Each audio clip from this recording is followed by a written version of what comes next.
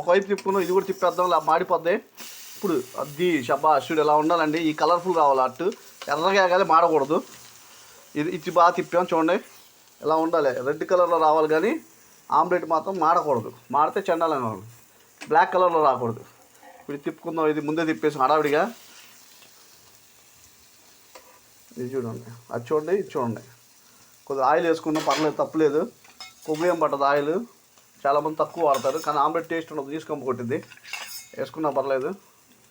మరి friends, okay, మంట కొద్దిగా పెద్ద తగ్గించి సిమ్లో పెట్టుకుందాం, మరీ ఎక్కువ ఉన్నట్టుంది కొద్దిగా.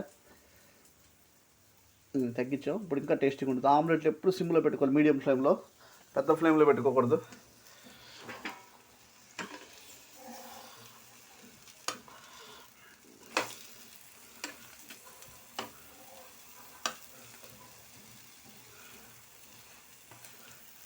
అది చూడండి, ఇదేమో నల్లగా ఎగింది, ఇదేమో ముందే తిప్పేసాం హడావిడిగా. అందుకే దీనికి డిఫరెన్స్ చూడండి. 2 పీసెస్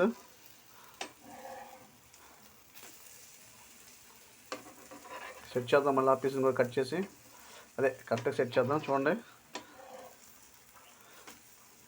ఇది ఆమ్లెట్ 2 పీసులు. మొత్తం ఒకేసారి తిప్పాలంటే ఇబ్బంది, 2 పీసులుగా కట్ చేసి తిప్పుకోవచ్చు. అది అంతా మన చేతిలోనే ఉంది. చూడండి, ఇప్పుడు కరెక్ట్గా వచ్చింది. ఫుల్ ఆమ్లెట్ సెట్ చేసాం. కానీ ఇంకొద్ది తిప్పుకోవాలి, కొంచెం బ్యాక్ సైడ్ ఆగాలి. ఇటు చూడండి, ఇటు ఆడాలి. మళ్ళీ ఒకసారి తిప్పుదాం. ఇటే ఫైనల్, ఇంకా ఇటు అయిపోయిందట్టు.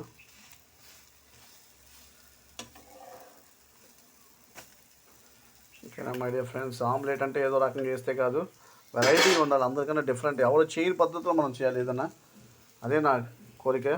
ఓకే, అందరూ లైక్, షేర్, సబ్స్క్రైబ్ చేయడం మర్చిపోమాకండి. Have a nice day.